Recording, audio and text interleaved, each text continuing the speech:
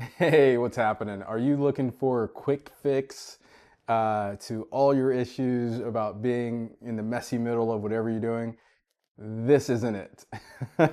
Welcome back. This is not going to be, like I said, this isn't a quick fix. Nothing in the world is a quick fix except for maybe instant rice, a quick fix to your hunger. So, anyway, uh, and I think in my first video, and maybe if you've seen me on social media, I've talked about this too, is that uh, life in many ways for being human is about being in this back and forth between being in the chrysalis, where it's all soupy, where it's all messy, and but you have all the parts, to coming out and being, the next version of you, whether this is going from college to the workforce, or going from one industry to another, or quitting industries altogether and going in a different path. Like I taught yoga for a year after being kind of burnt out in the corporate world. So with this, I wanted to make this one. There's a couple things I wanted to talk about, and some that three J's.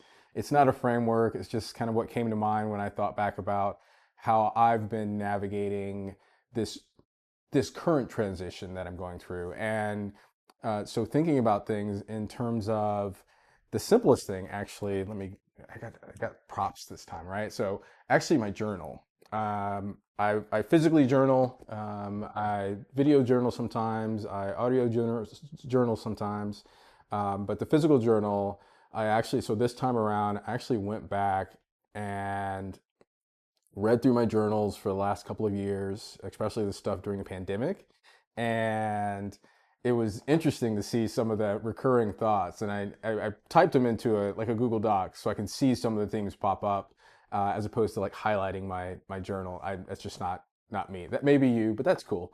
It's not any kind of special journal. It's if you want to get a composition notebook, the old, the black, I think it's like a black cover, and a pen and pencil, go ahead and do that. But I think the art of journaling, and I call it an art because it's something that uh, it's something that's unique to you. And I think the beauty of journaling is it captures your state of mind, captures the things that have been looping. Uh, there's um, there's a book called I can't remember the name of the book right now, but the morning pages. So you just stream of consciousness, dump all that stuff out, and I think morning pages is actually probably a great practice right now, with being inundated with all this information and your brain's kind of on 24/7. But taking time to uh, unload the stuff that's in the front of your mind allows you to get to kind of the core of what you're trying to do. So in terms of getting through, it's been helpful for me to see the things that align and see the kind of the blockers that I've had and if they're still current, and so it's just this continual process. So that's one of the things that's helped. The next thing that's helped is joy. And joy is something that I think is something from within, and it's more longer term than kind of happiness. uh, and taking time to look back or looking at the things that bring you with joy, fill you with joy, or whether you were a kid. When you were a kid, what did you do? When you were, so I'm looking through your years. So look through your years, say split them in thirds, or whatever. So I used to like playing tennis and basketball and cycling and throwing discus. And I actually got back into throwing discus a couple of years ago because it's just it's something I don't share too often. Please, you don't have to share everything that brings you joy on social media. That's the other piece of this. And so I'm thinking about this. It's like, um, even if you did it like just one time, like I skydove, I skydived back in the day. But also with your work, what are some of the things about it that you enjoy? Whether it's being around people, or if you love crunching numbers. Even with all the technology, there's still needs to be a human in the loop, on a human involved in these things. Um, and look at the things that bring you joy. So you're kind of compiling this composite, right? So the things from your journaling, the things that brought you joy. Um, and then the last piece is a lesson I picked up from a mentor, is your journey, your unique lived experience is the most valuable asset you have. I picked up from Mandela Schumacher Hodge Dixon back in my founder gym days. Um, and looking at your journey, no one on the planet, no one in history, no one in the future has ever lived your experience, will ever live your experience. So as you're thinking about this, I want to let that sit with you and realize, like, on those days where you're feeling lost, you're comparing yourself to people on social media or in the newspaper or your neighbor down the street. Realize, like, yes, they may have a cool life, it looks like, and all these things, but no one's lived your life. So what that means is, like, no one has all the resources and assets of your lived experience.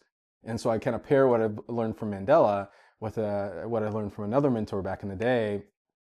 As you're looking at trying to craft like action and craft what you want to do next, it starts with, like, looking at this kind of this list of assets and resources, and oftentimes when I ask people about their resources, they're like, oh yeah, I have this technology, so I have, this book, or I have this laptop, or I have this safe home to live in, or I don't. That maybe the limited resources helps you refine what you can actually do.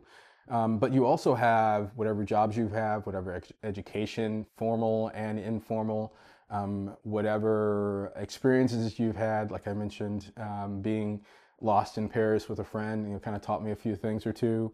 But I've also, I studied abroad in Sweden for a semester in Uppsala, Sweden, and that forever changed me, especially as being a minoritized person in the U.S.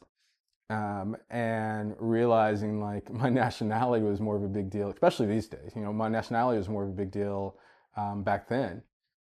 And so you're looking at all this list of experiences, and from those experiences, your lived experience, it gives you these assets, this essence, this pool from which to create what you're doing next. So what's that looks like for me, and I always want to kind of bring this back to kind of real, all these things I want to bring back to real life, because there's nothing worse than somebody talking about theory of stuff. Yes, you can read a book, but you can read a book about riding a bike, but until you get on a bike, you fall several times, you ride the bike, and even when you've ridden bike for years, sometimes the mechanical things mess up and you fall and you break something.